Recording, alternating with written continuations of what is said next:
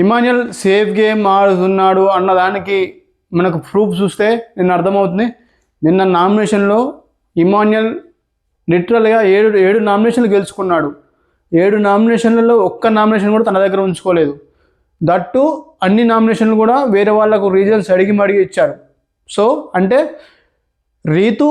రీతుని రాముని నామినేట్ చేయమని, కళ్యాణ్కి తనుజని నామినేట్ చేయమని 2 నామినేషన్లు అయితే ఇవ్వడం జరిగింది ఇమాన్యుయల్. నాకు అర్థం కాలేదు ఇమాన్యుయల్ సేఫ్ గేమ్ ఎందుకు ఆడుతున్నాడు అన్నదానికి ఇదే నిదర్శనం. నిజంగా చెప్పాలంటే నిన్న 7 నామినేషన్లు ఒక్క నామినేషన్ ఉంచుకొని తనుజని నామినేట్ చేసి ఉంటే నిన్న ఎపిసోడ్ హైలైట్ అయి ఉండేది. కానీ అతను నిన్న నామినేషన్ చేయలేదు. ఎందుకు చేయలేదు? సేఫ్ గేమ్ ఆడుతున్నాడు. అది కళ్యాణ్ చేసిన తర్వాత అన్నీ అడిగానని అందరి ముందు అడిగాడు. ఇంకా నేను అడగడేమో అనుకున్నాను, కానీ అడిగాడు. అదన్నీ అడిగాడు. లేకపోతే నిన్న ఎపిసోడ్లో అతను కనిపించకపో నిన్న గేమ్ బాగా ఆడాడు ఇమాన్యుయల్. ఆ బెలూన్స్ కొట్టేటప్పుడు చాలా దగ్గర గంట సేపు ఆ బెలూన్స్ కొట్టాడు, గేమ్ ఆడాడు. కానీ టాస్కులు ఆడుతున్నాడు, కానీ అసలైన గేమ్లోకి దిగవతలేడు ఇమాన్యుయల్. నిజంగా చెప్తున్నాను లిటరల్గా.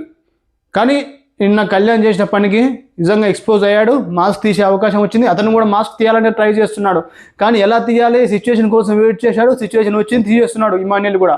నిజంగా నిన్న కళ్యాణ్ చేసింది ఒక విధంగా చెప్పాలంటే ఇమాన్యుయల్ చెప్పకుండా చేయడం అది కరెక్టే, కానీ అలా చేసి కానీ అతను బయటికి రావటం లేదు ఇమాన్యుయల్. నిజంగా చెప్తున్నా, కళ్యాణ్ నిన్న చేసింది అతనికి వెన్నుపోటు పొడిచాడని డైరెక్ట్గా చెప్పలేము. అతనికి ఎందుకంటే అతని దగ్గర నామినేషన్ తీసుకొని అతనికి నామినేషన్ చేస్తే అతనికి వెన్నుపోటు పొడిచినట్టు. అతని దగ్గర తీసుకొని అతనికి ఆప్షన్ లేక వేరే వాళ్ళని నామినేషన్ చేయడం కళ్యాణ్ది కొంతవరకు కొంచెం ఇమాన్యుల్ని కొంచెం మోసం చేశాడని చెప్పొచ్చు.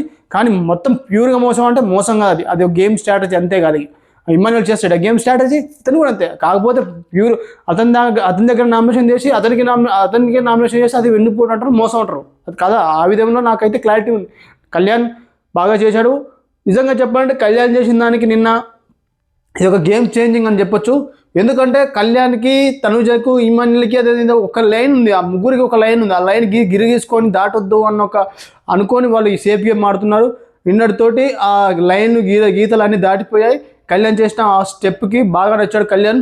ఇప్పటి నుంచి అసలైన గేమ్ స్టార్ట్ అవుతుంది ఆ ముగ్గురికన్నా నా ఫీలింగ్ వచ్చింది. సో ఇక నిన్న నామినేషన్లో మెయిన్గా చెప్పాలంటే 7 నామినేషన్లు 7 ఇమాన్యుయల్ వేరే వాళ్ళకి, కళ్యాణ్కి, ఎవరికి దివ్యకు, ఇక వేరే వాళ్ళకి ఇచ్చాడు. ఇక వాళ్ళ నామినేషన్లో అయేషా తను వేరే వాళ్ళకి ఇచ్చింది. అయేషా డైరెక్ట్ నామినేషన్ వచ్చేసి రీతుకి ఇచ్చింది. రీతుకు ఏమని చెప్పిందంటే నీ లవ్లు నాకు నచ్చట్లేవు రీజన్స్ చెప్తున్నాను. రీతుకి అయేషా చెప్పిన రీజన్స్ నిజంగా చెప్తున్నా. అయేషా ఈ వైల్డ్ కార్డ్స్ వాళ్ళు ఎవరైతే ఉన్నారో వీళ్ళు వేరే వాళ్ళ ఓటింగ్ని పెంచుతున్నారు ఇండైరెక్ట్గా చెప్తున్నాగా. అయేషా కానీ మాధురి కానీ లిటరల్గా చెప్తున్నా, వీళ్ళు ఓవర్ యాక్షన్ వల్ల రీతికి ఓట్ బ్యాంక్ పెరుగుతుంది, అటు దివ్యకు ఓట్ బ్యాంక్ పెరుగుతుంది. మాధురి వల్ల చెప్తున్న సిచ్యువేషన్స్ ఎలా ఉన్నాయంటే వీళ్ళు ఓవర్ యాక్షన్, వీళ్ళకి ఓటు బ్యాంక్ పెంచుకోవస్తే వాళ్ళకి ఓటు బ్యాంక్ పెంచుతున్నారని లిటరల్గా నాకు అర్థమైంది. సో ఇక చెప్తాం నామినేషన్స్కి వచ్చేసి సచ్చిగా అయేషా రీతిని డైరెక్ట్ నామినేషన్ చేసింది. ఏమని చెప్పింది? నీ లవ్లు నాకు నచ్చట్లేవు, నీ ఓవర్ యాక్షన్ నాకు నచ్చట్లేదు, నీ యాటిట్యూడ్ నాకు నచ్చట్లేదు. వాళ్ళిద్దరికి లైవ్లో చాలా గొడవ అయింది. ప్లస్ ఎపిసోడ్లో కూడా చూసాం. వాళ్ళిద్దరు ఇట్లా ఎవరికి తప్పరా అంటే నేను అడిగితే రీజన్స్ కరెక్ట్గా అని చెప్తుంది ఎవరు అయేషా. కానీ దాన్ని డిఫెండ్ చేసుకునే విధానంలో ఆ తీరులో తప్పు ఉంటుంది. ఎదుటి వాళ్ళని పోవే చూసుకోవే చేసుకోవే అన్నట్టుగా ఏదో ఆ తీరుందో ఆ తీరును తప్పుపట్టాల్సి వస్తుంది అయేషా చేసే పనులకు. నిజంగా చెప్తున్నా, నేను చేసిన పనిలో అయేషాది కొంతవరకు కొంత తప్పు ఉంది, అయేషాది తప్పు ఉంది. రీతు దాన్ని డిఫెండ్ చేసుకుంది అంతే. దాన్ని చేసుకున్న విధానం అయేషా తప్పు ఉందని చెప్తున్నాను నేను. మెయిన్గా చెప్తే ఈ పర్టికులర్ విషయంలో రీతుకి ఓట్ బ్యాంక్ పెంచిన అయేషా. నిజంగా చెప్తున్నా, అయేషా వల్ల రీతు పెరిగిపోతుంది రోజు రోజుకి. ఎందుకంటే అయేషా చేసే తప్పులకు రీతు చేసే తప్పులు పోల్చుకుంటే అయేషాకి ఎక్కువ ఉన్నాయి. అందువల్ల రీతుకు ఒక సింపతి ఒకటి ఓట్ బ్యాంక్ పెంచుతుంది. ఇంకా రీతు అయేషాని రాముని నామినేట్ చేసింది.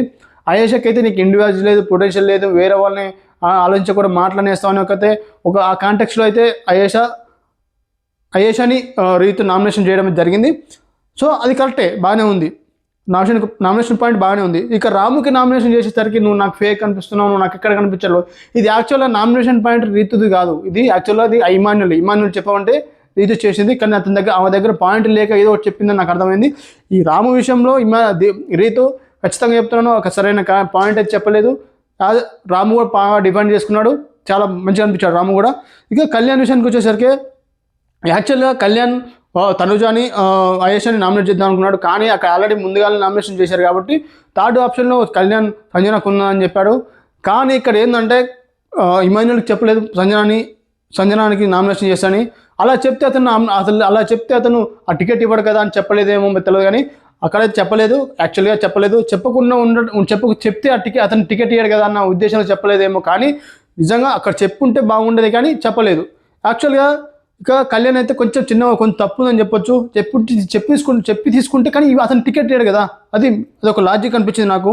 ఇక సంజనాకైతే ఒక జెన్యూనిటీ మిస్ అయింది మేడం, మీలో నాకు చాలా ఈ వీక్ మొత్తం ఒక జెన్యూనిటీ, ఒక ఫేక్గా ఉన్నారు, కొంచెం నాకు ఇక్కడ మీ గేమ్ కనిపించలేదు అని చెప్పడం జరిగింది. ఇక్కడ జెన్యూనిటీ అనేది మనకు చూస్తే అర్థమవుతుంది. మేడం ఎక్కడో చిల్ మూడ్లోకి వెళ్ళిపోయారన్న టాపిక్ నాకైతే అనిపించింది.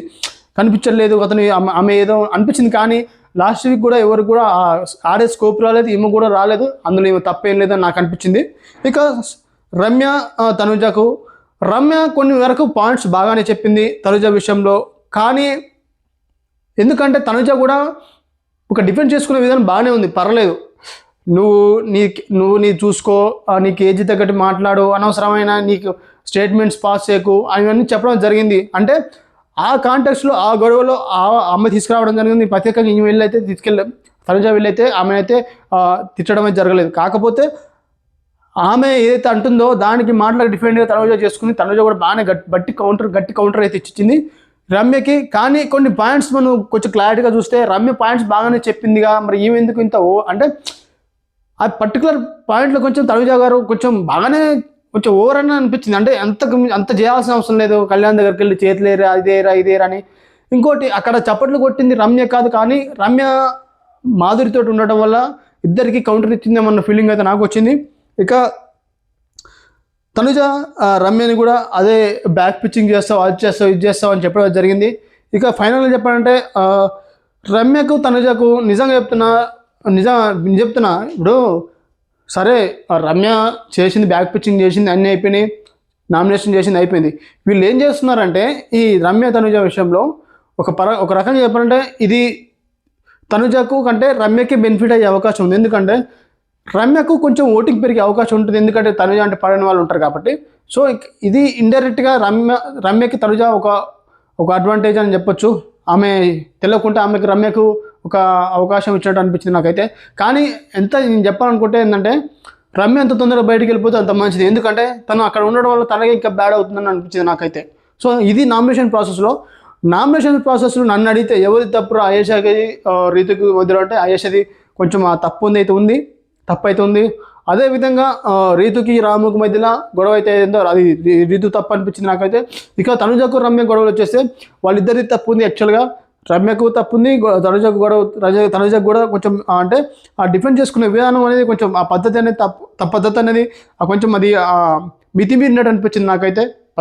కానీ మరి ఆ పాయింట్ ఆఫ్ వ్యూ ఆలోచిస్తే ఆమెను బ్యాక్ పిచ్చింగ్ చేయడం, ఇవి చేయడం అది పర్సనల్గా తీసుకుంది కాబట్టి ఆమె అలా చేసిందేమో. కానీ నాకైతే తనుజ కొంచెం అంత ఓవర్ రియాక్ట్ అవ్వడం అయితే నాకైతే నచ్చలేదు. సో ఇదే అండి రివ్యూ, కొంచెం లేట్ అయింది రివ్యూ. సో మీకేమనిపించింది? సో నేనేమైనా కన్విన్సింగ్గా చెప్పలేకపోయానా, లేకపోతే నేను అంత ఏమంటే పాయింట్స్ మిస్ అయ్యానని చెప్పండి. ఇది short review. So thank you for the watching. ఇంకోటి ఏంటంటే ఇమాన్యుల్ కళ్యాణ్కి తనుజకి ఒక వైర్యం రైవల్వరీ స్టార్ట్ అయ్యే అవకాశాలు ఉన్నాయి. ఎందుకంటే నిన్న కళ్యాణ్ డైరెక్ట్గా ఇమాన్యుల్ని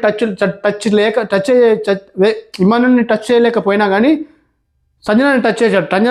సంజనాని టచ్ చేస్తే ఆల్మోస్ట్గా ఇమాన్యుల్ని టచ్ చేసినట్టే. ఇమాన్యుల్ టచ్ చేస్తే ఇమాన్యుల్ ఊరుకోడు కదా, కళ్యాణ్ ఎప్పుడు అవకాశం వస్తుందో చూస్తుంటాడు. సో దీనివల్ల ఏంటంటే గేమ్ చేంజ్ అయ్యే అవకాశాలు ఉన్నాయి. ప్లస్ నిన్న అదైతే గేమ్లో నువ్వు తనుజని నామినేషన్ చేస్తానని సంజనాని నామినేషన్ చేసావు అని ఆ తనుజ ముందని అడగటం, దీనికి తనుజ రియాక్ట్ అయిన విధానం కూడా ఇలా ప్రోమో చూసి అర్థమవుతుంది. సో ఇమాన్యుల్ గేమ్ స్టార్ట్ చేశాడు, కానీ ఆ గేమ్ అనేది వెనకాల నుంచి స్టార్ట్ చేస్తున్నాడు, డైరెక్ట్ గేమ్లో దిగుతున్నాడు అతను. ఏమంటారు చదరంగం అంటారా, డైరెక్ట్ అక్కడక్కడనే తిప్పుతున్నాడు గేమ్ని, కానీ తను డైరెక్ట్గా ఆటలో దిగుతున్నాడు. కానీ నిన్న కళ్యాణ్ చేసిన పనికి ఇమాన్యుల్ ఆటలోకి దిగాల్సి వచ్చింది. ఇక ఇప్పటి నుంచి డిఫరెంట్గా ఉండబోతుందని నాకు అర్థమవుతుంది. మీకు ఏమైనా వచ్చింది కామెంట్ చేయండి, లైక్ చేయండి, subscribe. Thank you for watching.